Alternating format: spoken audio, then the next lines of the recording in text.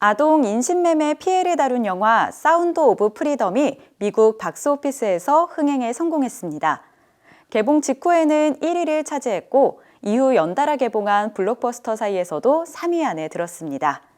영화 사운드 오브 프리덤의 성공 비결을 알아봅니다. 1,450만 달러 예산의 비주류 영화 사운드 오브 프리덤은 독립영화사 엔젤 스튜디오의 두 번째 작품입니다. 엔젤 스튜디오는 관객이 무엇을 볼지 직접 결정하도록 한 것이 흥행 비결이라고 밝혔습니다.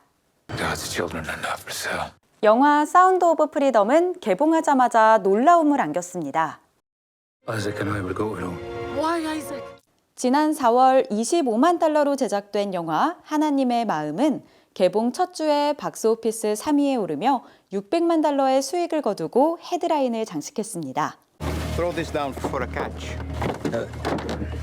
I don't have a quarrel with you, teacher.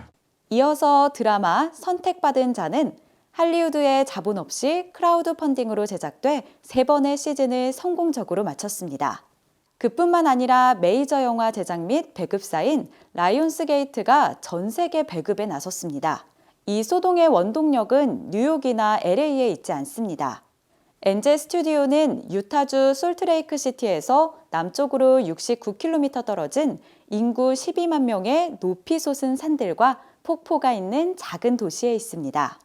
제프리와 닐 하몬 형제는 사람들의 손에 권력을 쥐어주며 엔터테인먼트 업계를 혼란에 빠뜨렸지만 성공 가도를 달리고 있습니다. 그러나 그 시작은 순탄치 않았습니다. Well, at the time, I was terrified when I first saw the lawsuit and shocked that it was Disney. But I remember distinctly getting up in front of, how many people did we have at that time? Probably, I don't know how many. It was around 50 people on the team, 40 to 50. I remember standing up and saying to people, I'm not exactly sure how this is going to turn out, but I believe that the audience, we, and Hollywood would be better off for it.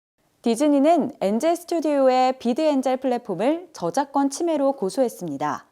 엔젤 스튜디오가 2013년에 출시한 비드 엔젤은 관객이 영화나 드라마에서 보고 싶지 않거나 듣고 싶지 않은 내용을 걸러내는 기능을 제공했기 때문입니다.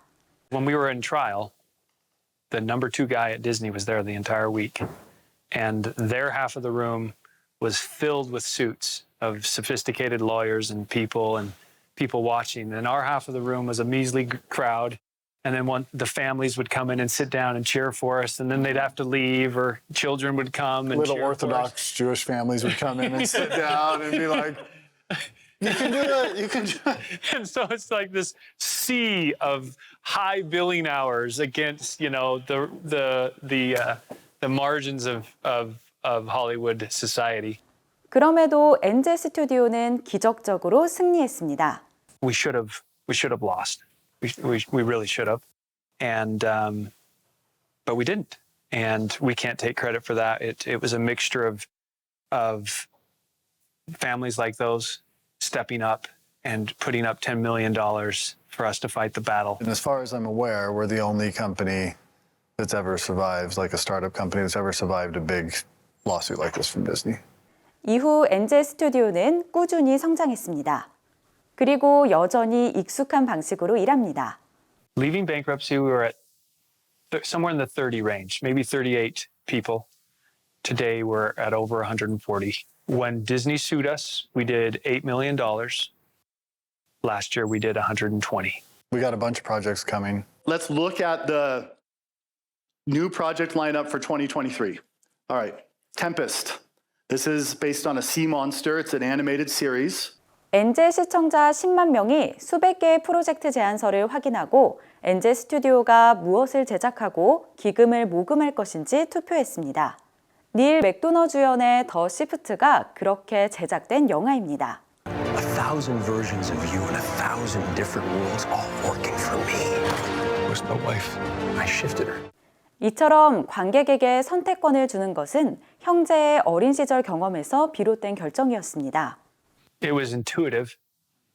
We grew up on farms in Idaho, and it was just intuitive.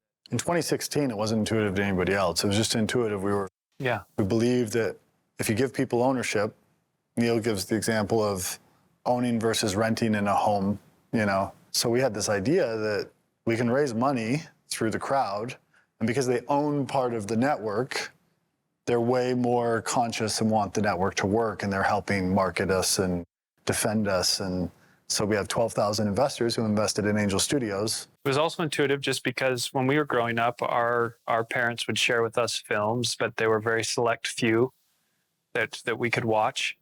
And we have young children ourselves, and we just said, yeah, I mean, what we see being created isn't what we want to experience with our family. And so if we ask the families what they want made, we just felt like that would mirror more what we want to see made. 아동 인신매매 피해를 다룬 영화 사운드 오브 프리덤은 일반적인 할리우드 영화 제작 모델이 아닌 하몬 형제만의 모델로 만들어졌지만 큰 호응을 얻었습니다.